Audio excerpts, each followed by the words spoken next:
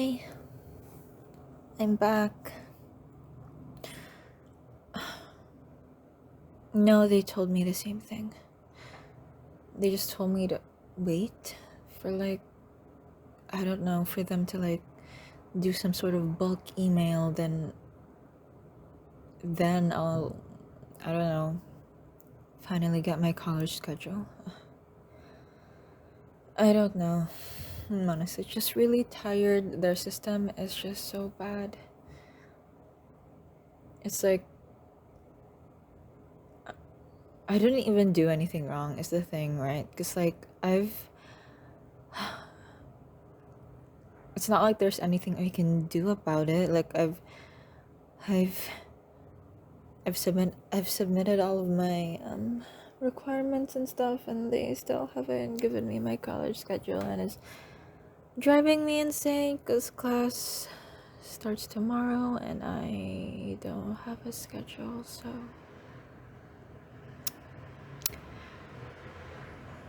I'm sure it'll be fine. I'm sure that I'm just gonna have to run into somebody that happens to know where to go magically. I don't know. College is weird. College hasn't started and I'm already so stressed out. It's crazy.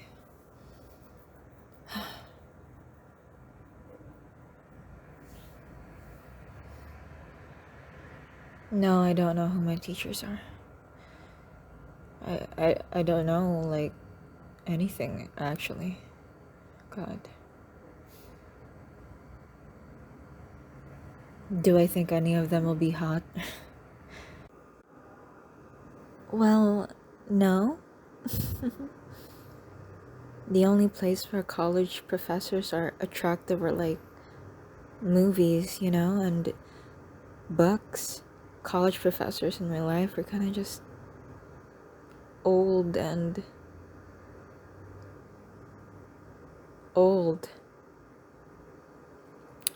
Anyway. No, I'm just really worried what I'm gonna do tomorrow. I guess I just have to ask around, right?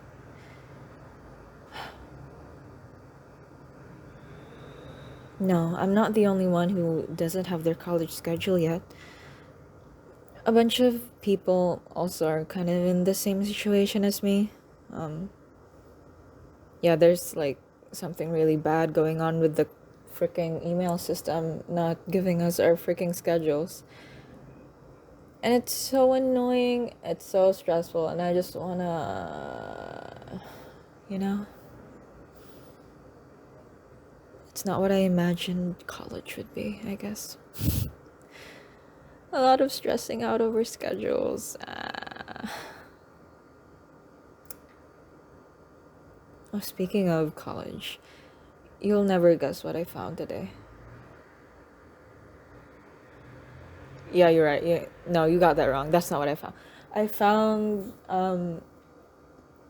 remember that book series I bought when I was 12? I think I told you about it actually. I've referenced it a couple of times.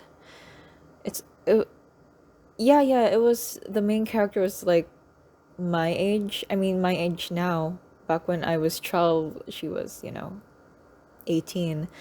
And basically the whole story revolves around her going into college and meeting oh my god, I'm looking back at it, right? It's just so stupid. And the thing is 12-year-old me probably thought it was the greatest book ever. And just thinking about it now, just little flashbacks of the scenes, and it's just kind of stupid and kind of problematic. But I'm just gonna show you actually. Hang on.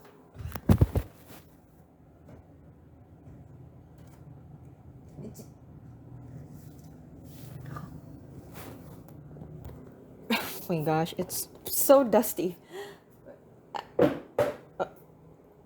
Okay, here it is.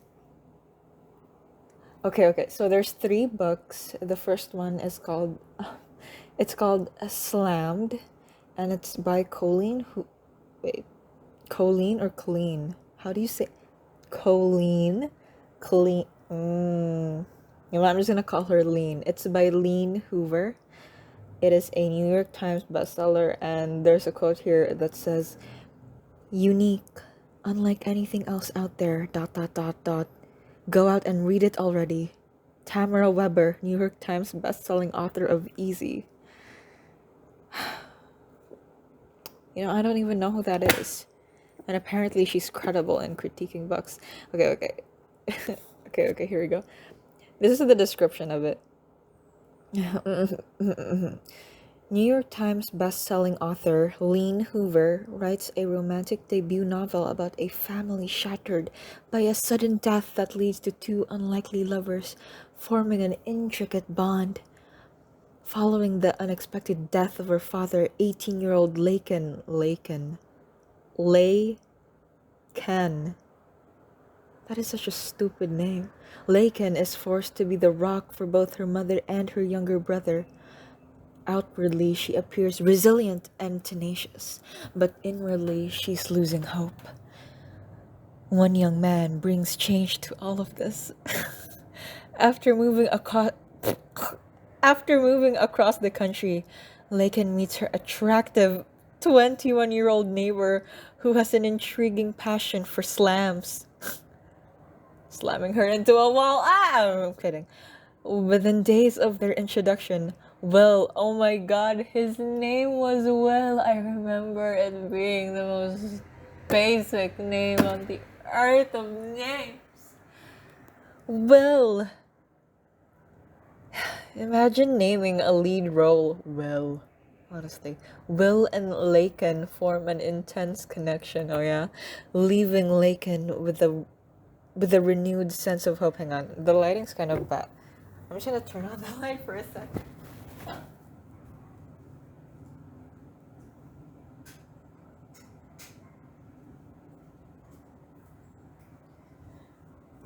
And then there was like, alright, where were we? Okay. Will and Laken form an intense connection, leaving Laken with a renewed sense of hope. Not long after a heart-stopping first date, they are slammed to the core when a shocking revelation forces their new relationship to a sudden halt. Daily interactions become impossibly painful as they struggle to find a balance between the feelings that pull them together and the forces that tear them apart. Oh my gosh. How much was this book? I can still see the price. It's like $15. Oh my god. Okay. So yeah, that was the description. But yeah. What? You think it's interesting? Are you serious? Wait, no. No, it's fine. It's fine if you think, hey, if you think it's interesting, I mean, yeah, sure, it's interesting. The description, we've got some classic parent death, a good old 18-year-old protagonist, a 21-year-old love interest, and some sort of foreshadowing at the end. Yeah, sure. Like, you know what? 12-year-old me was also very interested when she first saw that description. You want me to read it? I mean, it's not like I'm gonna be doing anything else anyway. You know what? Sure. Why not? Okay, we're reading it. Okay, Slammed. A novel by Colleen Hoover. Okay, this book is dedicated to the Avett brothers for giving me the motivation to quote-unquote decide what to be and go be it. Part 1. Chapter 1. I'm as nowhere as I can be. Could you add some somewhere to me? The Avett brothers. In the song Solina. So, bro, what is up with these names? I can't pronounce any. Bah, whatever. Okay, here it is. Kel and I load the last two boxes into the U-Haul. I slide the door down and pull the latch shut, locking up 18 years of memories, all of which include my dad. Oh, there's the dead parent. There's always the dead parent. It's either a car crash or cancer. There's actually nothing in between that. It's been 6 months since he passed away, long enough that my 9-year-old brother, Cal, oh yeah, his name was Cal. I've forgotten so much stuff about it, but it's like coming back to me. Oh gosh, I'm gonna keep on interrupting the reading. Cal doesn't cry every time we talk about him, but recent enough that we're being forced to accept the financial aftermath that comes to a new single parent household. Wow, damn. A household that can't afford to remain in Texas and in the only home. Wait, she was from Texas. The main character was from Texas. Okay, okay. Like, stop being such a down. Stop being such a downer. My mom's. I'm sorry. Okay. I'm not gonna do it. I'm not gonna do it. My mom says, handing me the key to the house. I think you love Michigan. Oh god, they're moving to Michigan. She never calls me by the name she legally gave me. She and my dad argued for 9 months, so quirky, over what I would be named. She loved the name Layla after the Eric Clapton song. Dad loved the name Kennedy after a Kennedy. Oh, just a random Kennedy, huh? It doesn't matter which Kennedy, he would say. I love them all. Oh my gosh, I remember reading that back then and actually believing that. I was almost 3 days old before the hospital forced them to decide. They agreed to take the first three letters of both names and compromised on Lakin. That was such a mistake, by the way. But neither of them has ever once referred to me as such. I mimic my mother's tone. Mom, stop being such an upper. I'm going to hate Michigan. Oh, such quirky dialogue. My mother has always had an ability to deliver an entire lecture with a single glance. I get the glance. I walk up to the porch steps and head inside the house to make a walkthrough before the final turn of the key. All of the rooms are eerily empty. It doesn't seem as though I'm walking through the house where I lived since the day I was born. These last 6 months have been a whirlwind of emotions, all of them bad. Moving out of this home was inevitable. I realized that. I just expected it to happen after the end of my senior year. I'm standing in what is no longer our kitchen when I catch a glimpse of a purple plastic hair clip under the cabinet in the space where the refrigerator once stood. I pick it up, wipe the dust off of it, and run it back and forth between my fingers. It'll grow back. It'll grow back, Dad said. I was 5 years old and my mother had left her trimming scissors on the bathroom counter. Apparently, I had done what most kids of that age do. I cut my own hair. Mommy's going to be so mad at me, I cried. I thought that if I cut my hair, it would immediately grow back and no one would notice. Dumb kid. I cut a pretty wide chunk out of my bangs and sat in front of the mirror for probably an hour, waiting for the hair to grow back. I picked the straight brown strands up off the floor and held them in my hand. Contemplating how I could secure them back to my head when I began to cry. When Dad walked into the bathroom and saw what I had done, he just laughed and scooped me up. I hate that word. Scooped. I freaking hate that word. Any word that has a COO combo in it is a bad word and I will not. He just laughed and picked me up, then positioned me on the countertop. Mommy's not going to notice. Oh wait, no, that's the dad. Wrong voice. Mommy's not.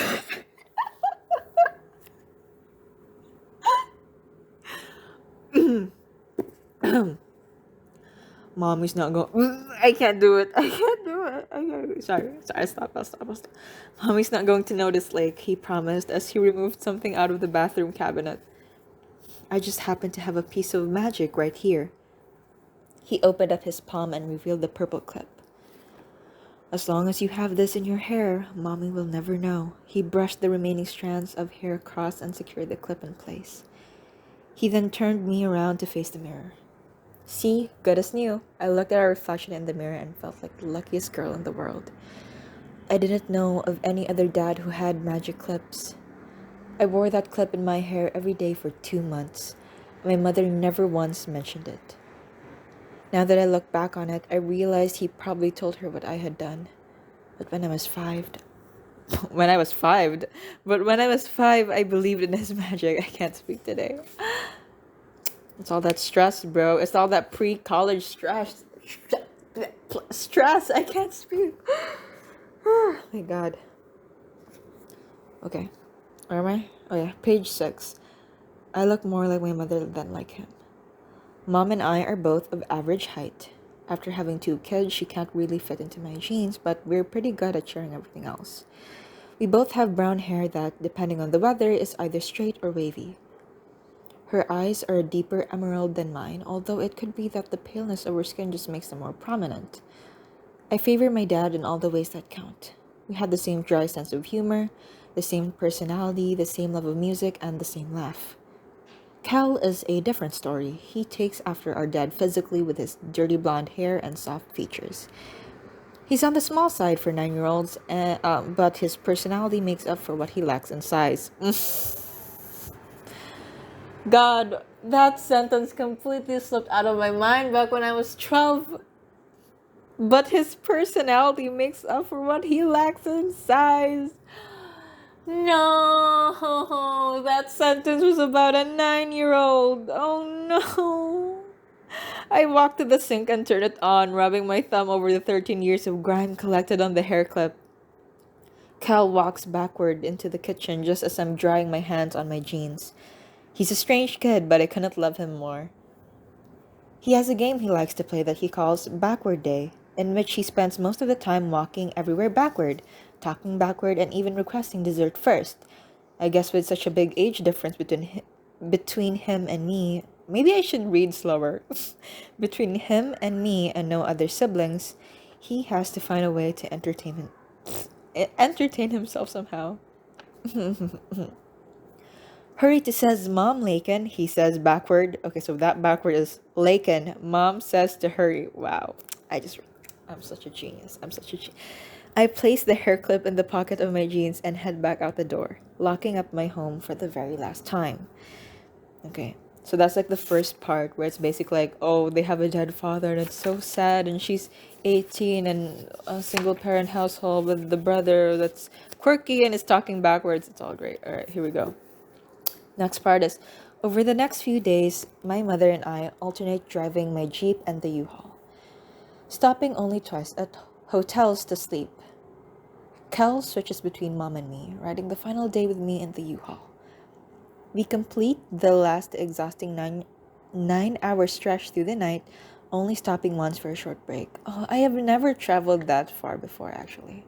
You know, from Texas to Michigan, how does that typically take? Because this book was written back in like, I don't know, like probably like 2013, 2012. I imagine the traffic 2012 versus 2022 is like very different. So like, I don't know, like how long does it go from to go can't talk to go to go from Texas to Michigan. But anyway, where was I? I lost track again. I always do this. No. Okay. As we close in on our new town of Ypsilanti, I take in my surroundings and the fact that it's September but my heater is on. I'll definitely need a new wardrobe. As I make a final right turn onto our street, my GPS informs me that I've reached my destination.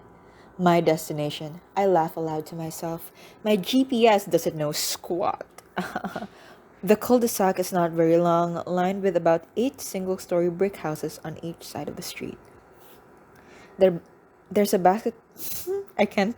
Basketball. I just struggled saying the word basketball. There's a basketball goal in one of the driveways, which gives me hope that Cal might have someone to play with. Honestly, it looks like a decent neighborhood. The lawns are the lawns are manicured, the sidewalks are clean, but there's too much concrete. Way too much concrete. I already miss home. Our new landlord emailed us pictures of the house, so I immediately spot which one is ours. It's small. It's really small. We had a ranch style home on several acres of land in Texas. Oh, wow. That's a lot of real estate. The minuscule amount of land surrounding this home is almost nothing but concrete and garden gnomes. The front door is propped open, and I see an older man who I assumed is our new landlord come outside and wave. Okay, I need to pause for a sec. Whew, okay, speaking of, there's an interesting point here about from going to like a ranch style to a more like concrete sort of house, and it's just interesting because which one do you prefer?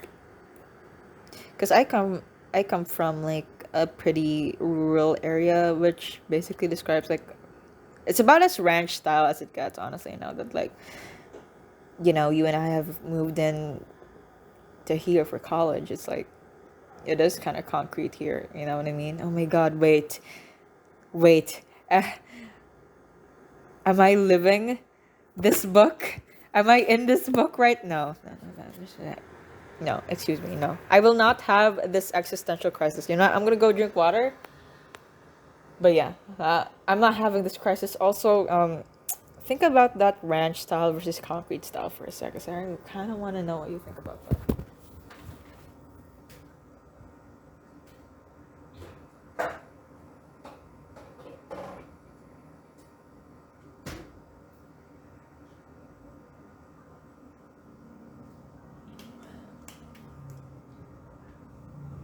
Okay. Where were we? Here we go. The front door is propped open, and I see an older man who I assume is our new landlord come outside and wave. I drive about 50 yards past the house so that I can back into the driveway where the rear of the U-Haul will face the front door.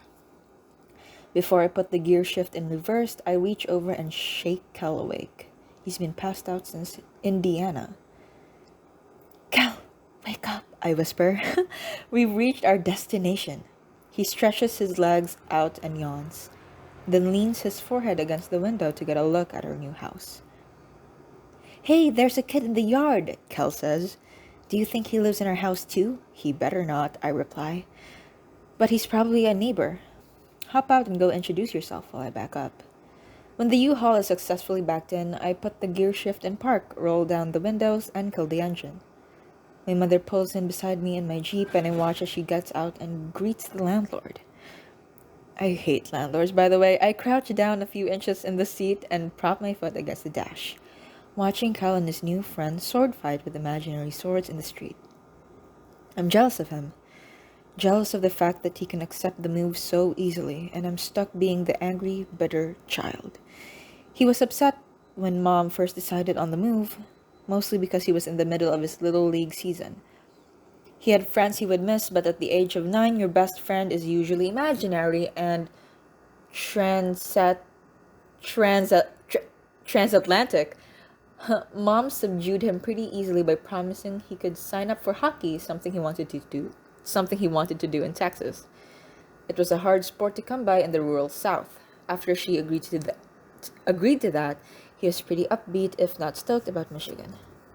I understand why we had to move. Dad had made a respectable living managing a paint store. Mom worked PRN as a nurse when she needed to, but mostly tended to the house and to us. About a month after he died, she was able to find a full-time job. I could see the stress of my father's death taking its toll on her, along with being the new head of the household. One night over dinner, she explained to us that she wasn't left with enough income to continue paying all the bills and the mortgage. She said there was a job that could pay her more, but we would have to move. She was offered a job by her old high school friend Brenda. They grew up together in my mother's hometown of Ypsilanti. Ypsilanti. I'm saying Ypsilanti like I don't know, like a cartoon character, like Ypsilanti, right outside of Detroit. It paid more than anything she could find in Texas, so she had no choice but to accept. I don't blame her. I don't blame her for the move. My grandparents are deceased and she has no one to help her. I understand why we had to do it, but understanding a situation doesn't always make it easier. Lakin, you're dead, Kel shouts through the open window, thrusting his imaginary sword into my neck. Ouch.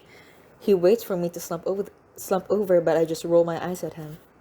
I stabbed you. You're supposed to die, he says. Believe me, I'm already dead. Wow. I mumble as I open the door and climb out. Kel's shoulders are slumped forward and he's staring down at the concrete. Concrete? What is wrong with my mouth today? His imaginary sword limp by his side. Kel's new friend stands behind him looking just as defeated, causing me immediately to regret the transference of my bad mood. I'm already dead, I say in my best monster voice. I'm already dead. I can't do it. I can't do a monster voice. I'm already dead, I said in my best monster voice, because I'm a zombie. They start screaming as I stretch my arms out in front of me, cock my head to the side, and make a gurgling. I just did a gurgling sound. Brains, I grumble, walking stiff-legged after them around the U-Haul. Brain. Oh god, I just hit the freaking router. What is wrong with me? Brains. I slowly around the front of the U-Haul, holding my arms out in front of me. When I notice someone grasping my brother and his new friend by the collars of their shirts. Oh, who could this be? Get him, the stranger yells as he holds the two screaming boys. He looks a couple of years older than me and quite a bit taller. Hot would be how most girls would describe him. But I'm not most girls. Oh, I can't believe that's a sentence. That's ridiculous. I can't believe. Oh my god. I mean, it's 2012, but that's an actual sentence. Hot would be how most girls would describe him, but I'm not most girls. Okay. Whew. The boys are flailing around and his muscles flex under his shirt, and he tries hard to maintain his grip on them. Unlike Kel and me, these two are unmistakably siblings. Aside from the obvious age difference, they're identical.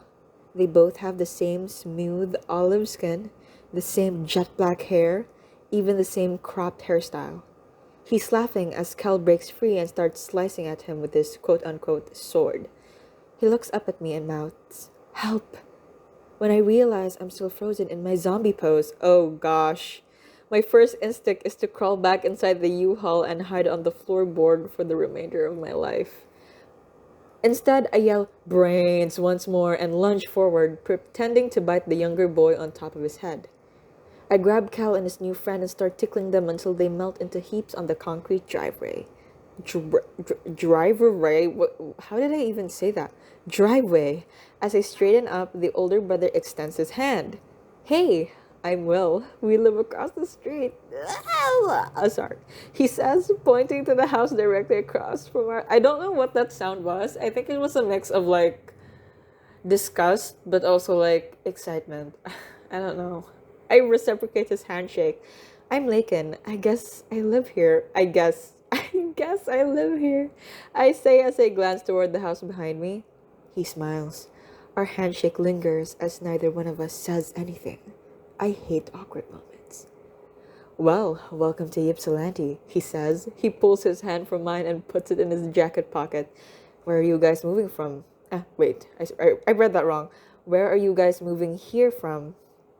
"Texas?" I reply. I'm not sure why the tail end of my reply comes out like a question. I'm not sure why I'm even analyzing why it came out like a question.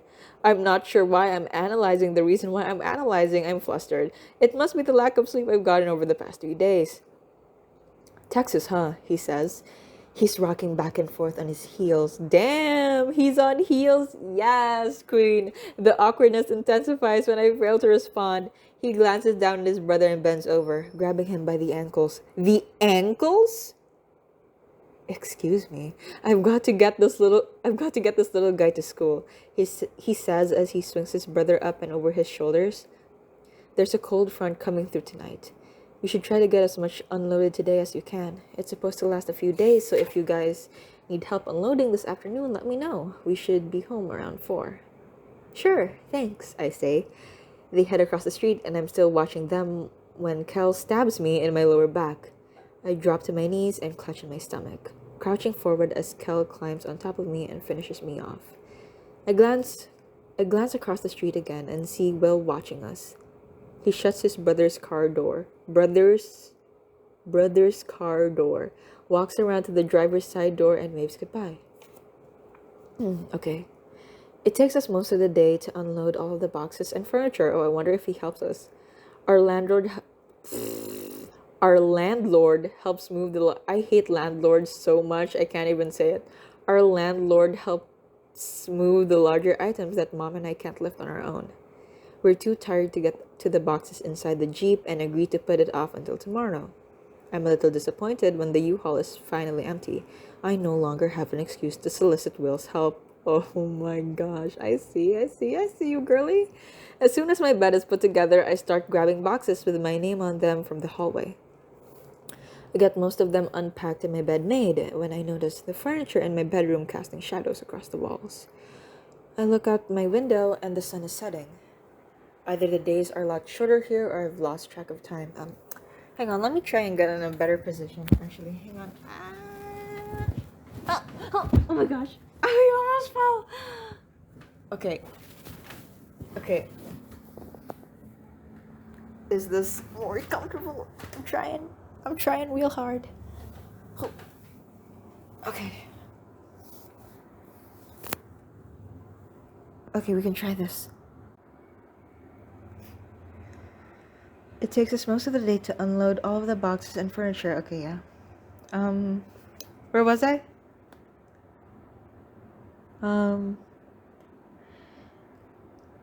Damn, I really need a bookmark. Oh my gosh, I just realized I don't have a bookmark. We don't have a bookmark. What the hell are we gonna do?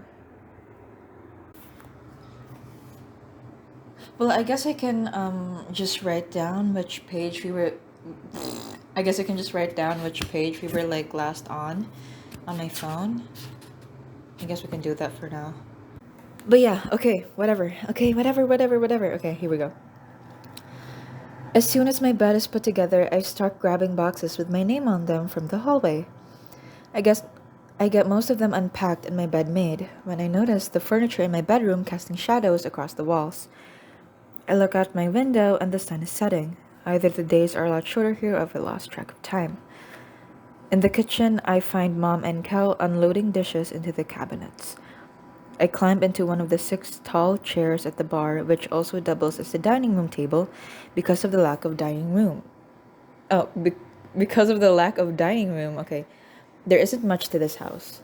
When you walk through the front door, there's a small entryway followed by the living room.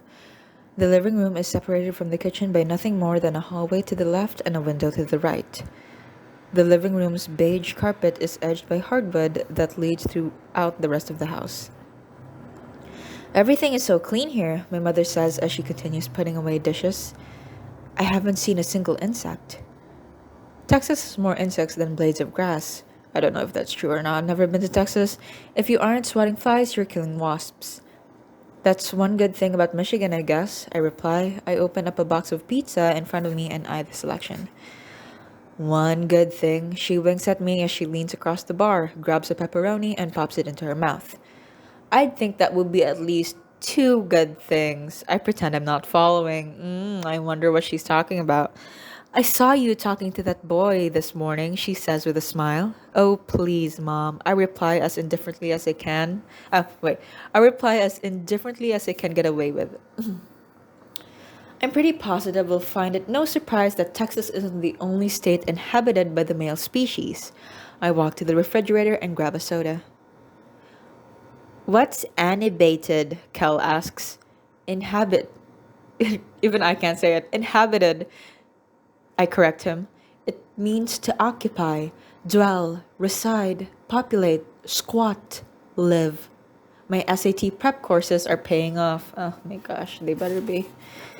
Woo, cause the girl that's like reading your conscience right now, oh my god, she can barely talk English. Woo. Oh, kind of like how inhabited kind of like how we inhabited Ypsilanti, he says. Inhabited, I correct him again. I finish my slice of pizza and take another sip of the soda. I'm beat, guys. I'm going to bed. You mean you're going to inhabit your bedroom? Kel says. You're a quick learner, young grasshopper. I bend and kiss the top of his head and retreat to my room. What kind of nickname is grasshopper? Seriously. Like, I understand, like, what's it called? String bean, right? Like, some people call people who are younger than them string bean. Like, hey, little string bean. But, like, young grasshopper? Okay. It feels so good to crawl under the covers. At least my bed is familiar. I close my eyes and try to imagine that I'm in my old bedroom. My old, warm bedroom. My sheets and pillow are ice cold, so I pull the covers over my head to generate some heat. Note to self, locate the thermostat first thing in the morning. And that's exactly what I set out to do as soon as I crawl out of my bed and my bare feet meet the ice cold floor beneath them. I grab a sweater out of my closet and throw it on over my pajamas while I search for socks. It's a futile attempt. I quietly tiptoe down the hallway, trying not to wake anyone while at the same time attempting to expose the last possible amount of foot to the coldness of the hardwood. Damn, why did that sentence have no commas? Oh, why did that sentence have no commas? Hang on, I gotta reposition myself again. Come here. I swear, I'm just trying to look for better lining. It's just... Okay, you can sit here beside me. Come on. Okay. This will work. I promise. Okay. Here we go. Okay, where were we? Something about cold feet? Where was it? Okay. As I pass Kel's room, I spot his Darth Vader house shoes on the floor. I sneak in and slip them on, finally finding some relief as I head into the kitchen. I look around for the coffee pot but don't find it. I remember packing it in the Jeep, which is unfortunate since the Jeep is parked outside in this absurdly cold weather. The jackets are nowhere to be found. Septembers in Texas rarely call for jackets. I grab the keys and decide I'll just have to make a mad dash to the Jeep. I open the front door and some sort of white substance is all over it. Excuse me? I open the front door and some sort of white substance is all over the yard. Is Kel hitting puberty? Anyway, it takes me a second to realize what it is. Oh yeah? Snow? Oh, it's snow. Never mind. In September, I bend down and scoop some up in my hands and examine it. Why is that? I'm sorry. But that's just so funny. I bend down and scoop some up in my hands and examine it. It doesn't snow that often in Texas, but when it does, it isn't this kind of snow. Texas snow is more like minuscule pieces of rock-hard hail. Michigan snow is just how I imagined real snow would be. Fluffy, soft, and cold. I quickly drop the snow and dry my hands on my sweatshirt as I head toward the Jeep. I don't make it far. The second those Darth Vader house shoes meet the snow-dusted concrete, I'm no longer looking at the Jeep in front of me. I'm flat on my back, staring up at the clear blue sky. I immediately feel the pain in my right shoulder and realize I've landed on something hard. I reach around and pull a concrete garden gnome out from beneath me, half of his red hat broken off and shattered into pieces. Oh my gosh. Oh my god, he's smirking at me. I groan and raise the gnome with my good arm and pull it back, preparing to check the thing, when someone stops me. That's not a good idea. I immediately recognize Will's voice. The sound of its smooth. Wait, hang on. It's describing Will's voice. Okay, okay. I immediately recognize Will's voice. The sound of it is smooth and soothing like my father's was, but at the same time has an authority. Sorry. But at the same time has an authoritative edge to it. I sit upright and see him walking up the driveway toward me. Okay. That is such,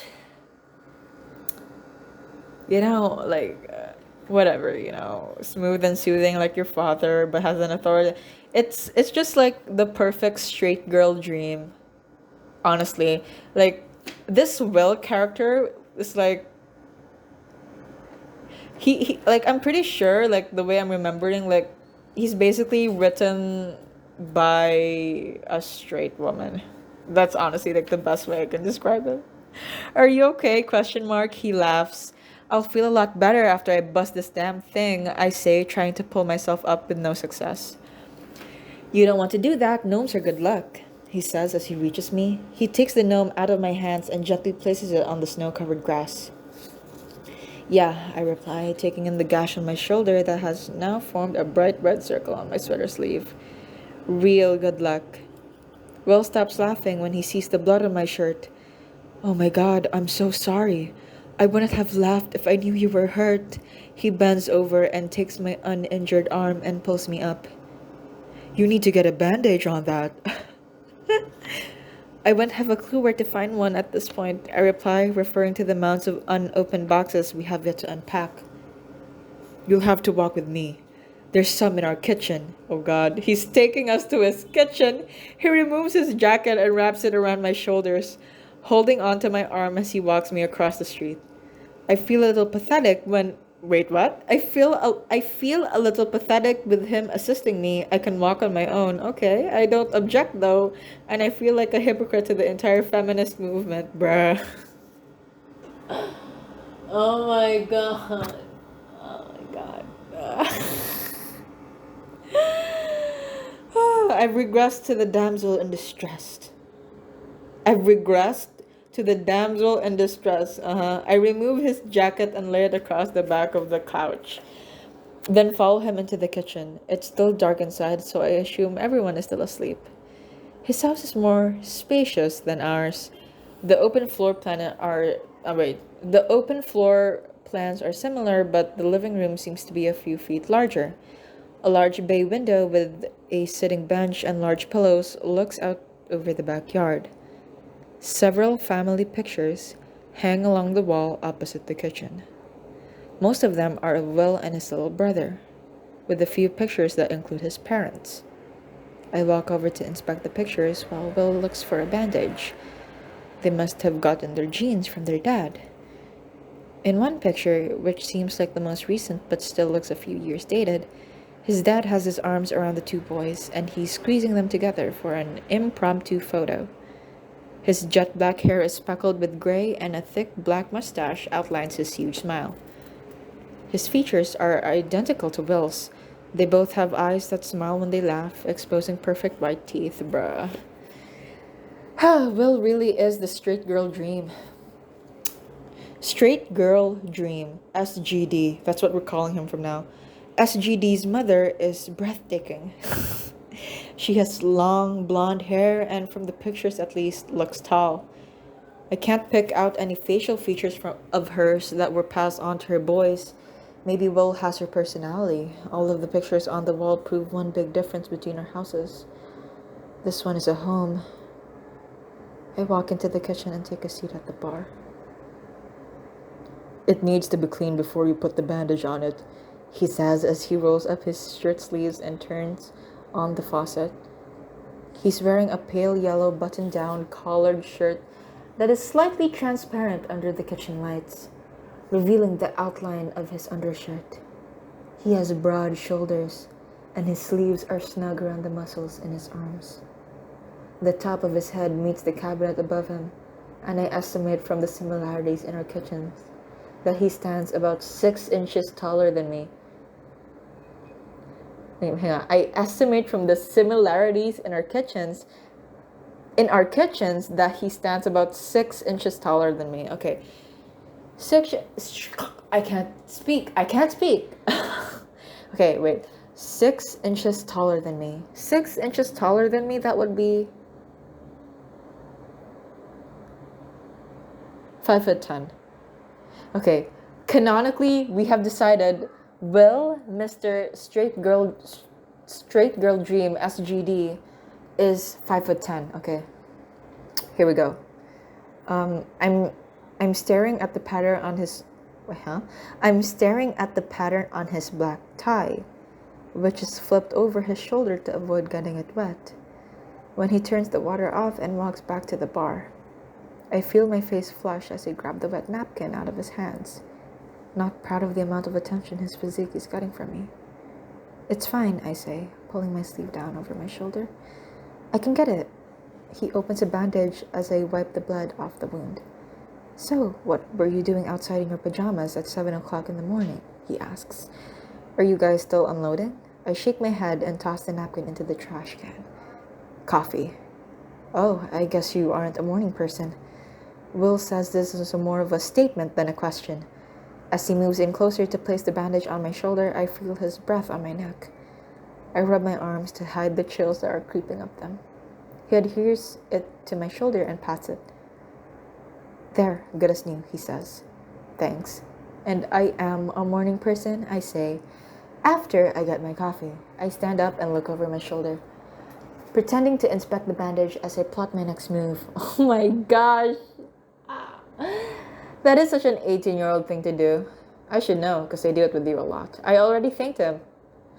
No, you know what? No, I'm not gonna talk about that actually. No, we're gonna move on. I'm gonna ignore you. I'm just gonna keep reading. I could turn around and walk out now, but that would seem rather rude after he just helped me. If I just stand here waiting on him to make more small talk, I might look stupid for not leaving. I don't understand why I'm even contemplating basic actions around him. He's just another inhabitant. I mean, that's a good callback to like the inhabit thing, right? Okay. When I turn around, he's at the counter pouring a cup of coffee. He walks toward me and sets it on the bar in front of me. You want cream or sugar? I shake my head. Black is fine, thanks. He's leaning across the bar watching me as I drink the coffee. His eyes are the exact same hue of deep green as his mother's are in the picture. I guess he did get a feature from her. He smiles and breaks our gaze by looking down at his watch. I need to go. My brother's waiting in the car and I've got to get to work, he says. I'll walk you back. You can keep the cup. Oh, we get to keep his cup. Can't we keep his wallet next?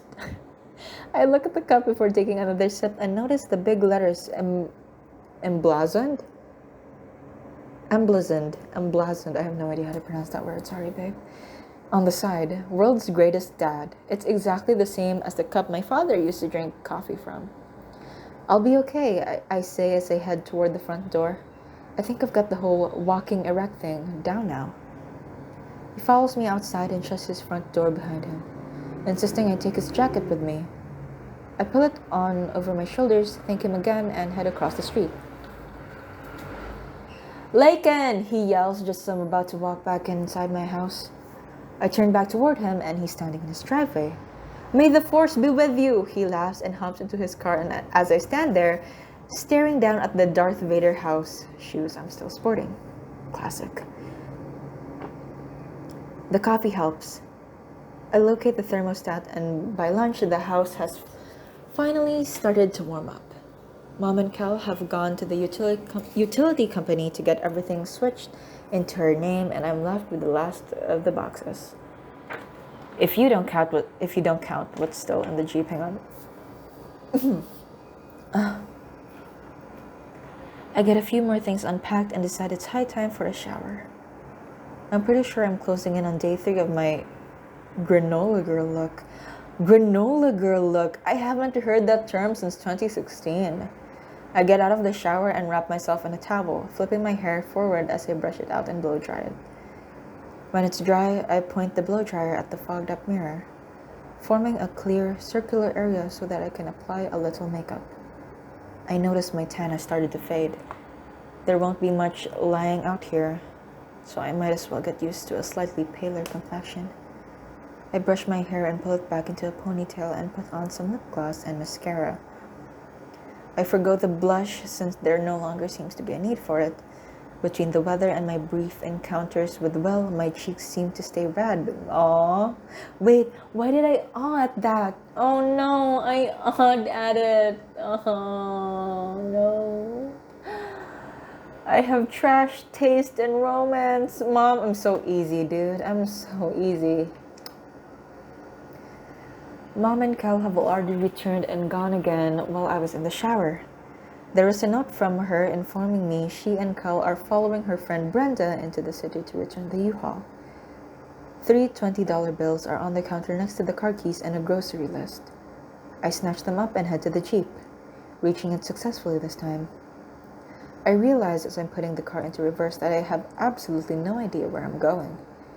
I know nothing about this town, much less whether I need to turn left or right off of my own street. Will's little brother is in their front yard, so I pull the car up parallel to their curb and roll down my passenger window. "Hey, come here for a sec," I yell at him. He looks at me and hesitates.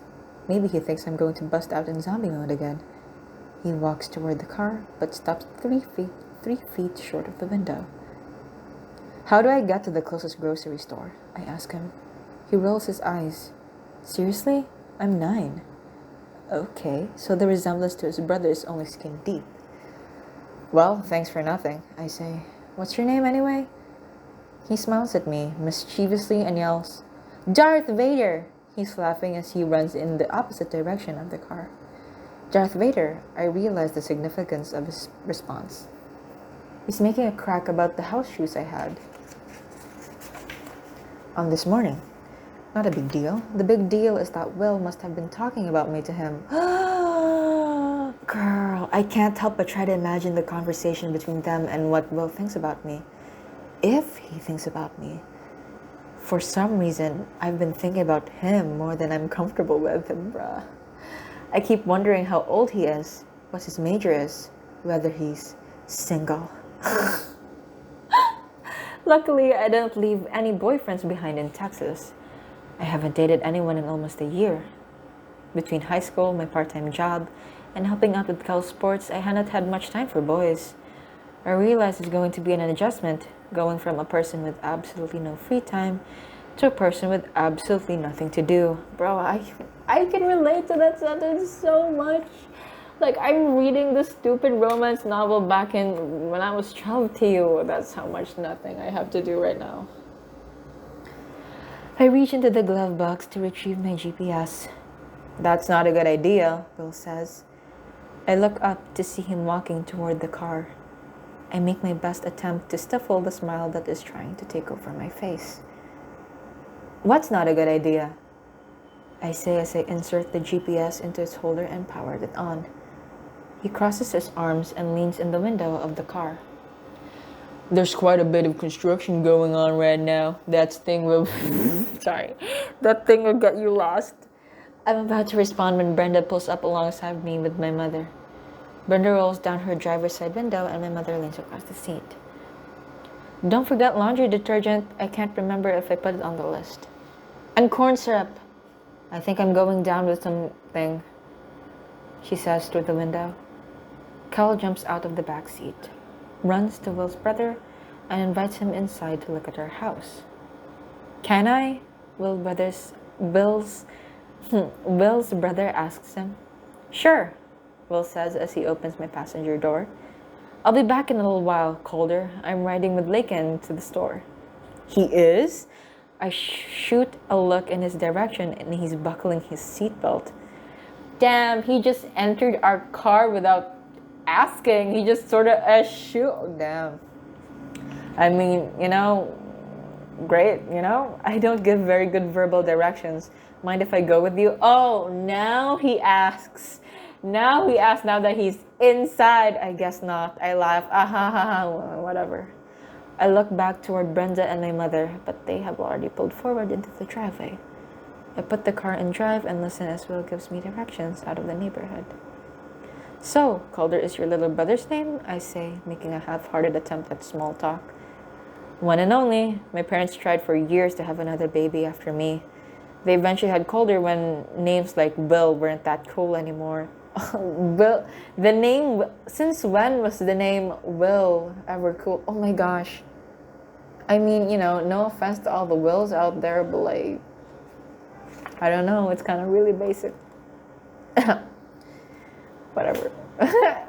Gosh, I like your name, I say. I regret saying it as, bro, what? I like your name, I say. Dude, you're so down bad. Yo, Lakin is so down bad. You know a girl is down bad when she says, I like your name, when your name is Will. Freaking Will. Okay, I like your name, I say. I regret saying it as soon as it comes out of my mouth. It sounds like a lame attempt at flirting. It is! It is a lame attempt at flirting, and you're so down bad, he laughs. I like his laugh. Oh my god, I hate that I like his laugh. I hate that you hate... Wait. I hate that you like his laugh. Again. It startles me when I feel him brush the hair off my shoulder and touch my neck. Whoa, what's going on? Why are we touching? His fingers slip under the... I gotta turn the page. Collar of my shirt, and he pulls it slightly down over my shoulder. You're going to need a new bandage soon. Oh. He pulls my shirt back up and gives it a pat. Wait, aren't we driving? Aren't we literally driving and he's doing this? His fingers leave a streak of heat across my neck. Remind me to grab some at the store, I say, trying to prove that his actions and his presence have no effect on me whatsoever. So, Lakin, he pauses as he glances past me at the box, still piled high in the backseat. Tell me about yourself. No, that's so cliche. Oh, she's saying it's so cliche when she's the one that was like, oh, I like your name. Oh my gosh, shut up, Lakin. He laughs. Fine, I'll figure out myself. He leans forward and hits eject on my CD player. His movements are so fluid, like he's been rehearsing them for years. I envy this about him. I've never been known for my grace. You know, you can tell a lot about a person by their taste in music. He pulls the CD out and examines the label. Lakin shit, he says aloud and laughs. Is shit descriptive here or possessive? I don't like Cal touching my shit, okay? I grab the CD out of his hands and insert it back into the player.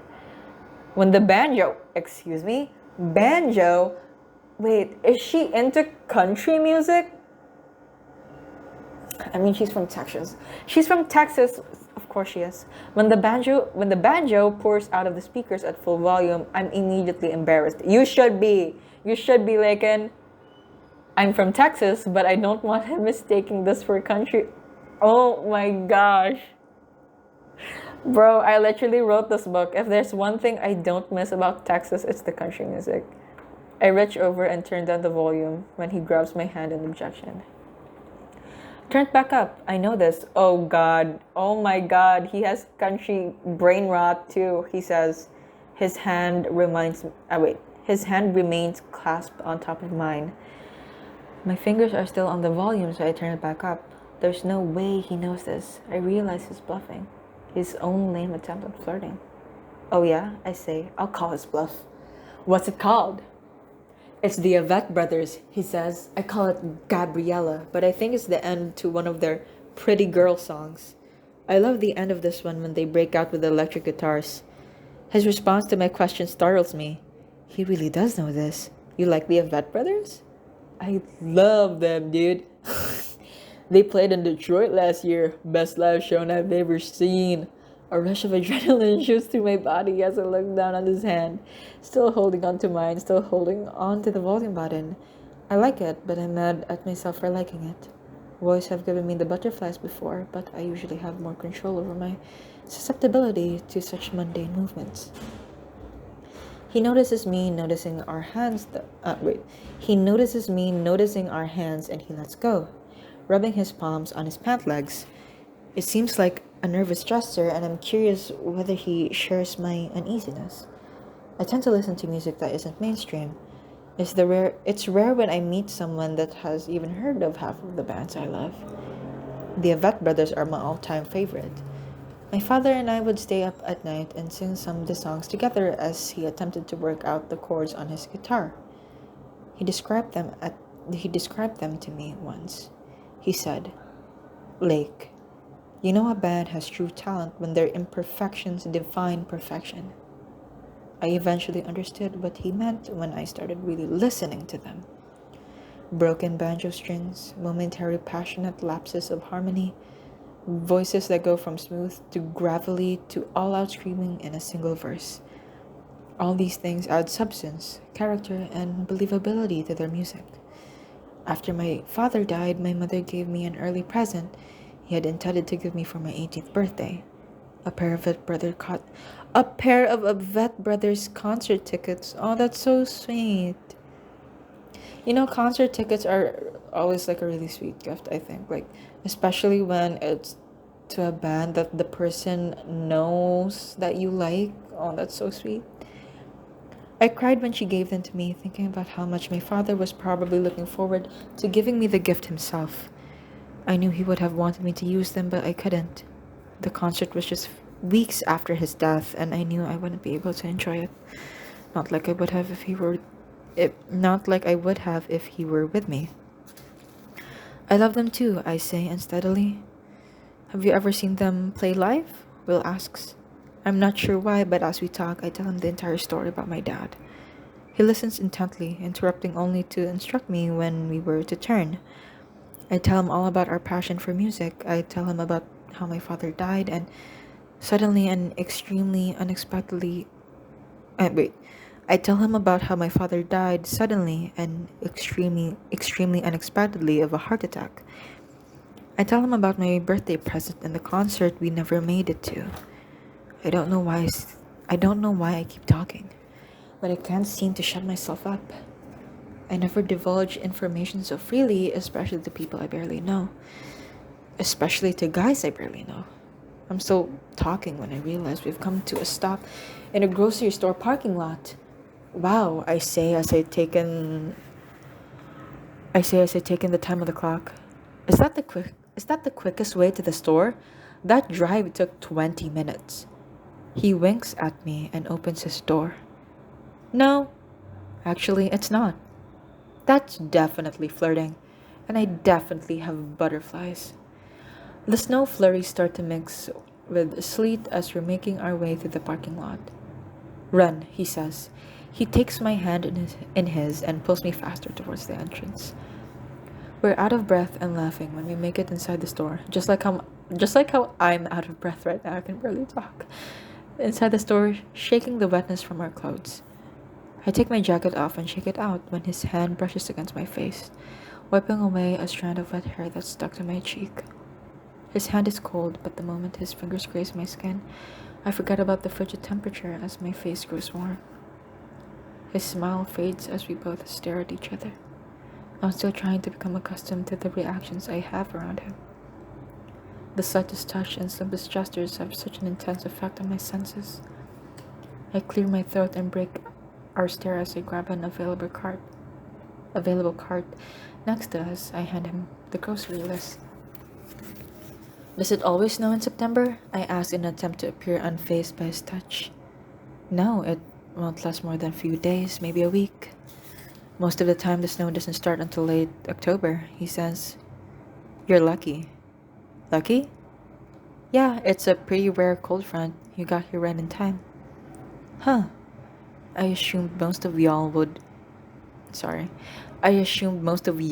hate the snow. Doesn't it snow here most of the year? He laughs. Y'all? What? Nothing, he says with a smile. I've just never heard anyone say y'all in real life before. It's cute. So Southern Belle. Oh, I'm sorry, I say.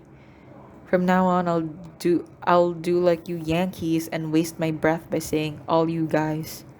He laughs and nudges my shoulder. Don't. I like your accent. It's perfect.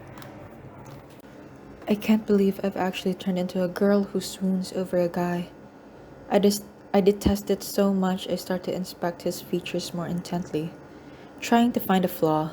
I can't. Everything about him so far is perfect. We get the items on our list and head to the checkout. He refuses to let me put anything on the conveyor belt, so I just stand back and watch as he unloads the items from the buggy. The last item he places on the line is a box of bandages. I never even saw him grab them. Oh my gosh. My god. That's kind of scary. When we pull out of the grocery store, Will tells me to turn in the direction opposite to the one from which we came. We drive maybe 2 whole blocks when he instructs me to turn left onto our street. The drive that took us 20 minutes on the way there takes us less than a minute on the way back. Nice, I say when I pull in my driveway. I realize what he's done and that the flirtation on his end is blatantly obvious. Will has already rounded to the back of the Jeep, so I press the trunk lever for him. I get out and walk to where he is, expecting him to have an armload of groceries. Instead, he's just standing there holding the trunk up, watching me. With my best Southern Belle impression, I place my hand over my chest and say, "Why, I never would have been able to find the store without your help. Thank you so much for your hospitality, kind sir." Okay, I can't do it. I can't do it. I sort of expect him to laugh, but he just stands there, staring at me. "What?" I say nervously. He takes a step toward me and softly cups my chin with his free hand. I'm shocked by my own reaction. The fact that I allow it. He studies my face for a few seconds as my heart races within my chest. I think he's about to kiss me. I attempt to calm my breathing as I stare up at him. He steps in even closer and removes his hand from my chin and places it on the back of my neck, leaning my head in. Oh my gosh! Leaning my head in towards him. They're gonna kiss. They're gonna kiss. His lips press gently against my forehead. Okay, never mind. His lips press gently against my forehead, lingering a few seconds before he releases his hand and steps back. "You're so cute," he says. He reaches into the trunk and grabs 4 sacks with one hefty swoop. Ooh, strong man. He walks toward the house and sets them aside the door. I'm frozen, attempting to absorb the last 15 seconds of my life. Where did that come from? Why did I just stand there and let him do that? That's a good question, girlie. Despite my objections, I realized, almost pathetically, that I have just experienced the most passionate kiss I've ever received from a guy. And it was on the freaking forehead. As Will reaches into the trunk for another handful of groceries, Cal and Calder run out of the house, followed by my mother.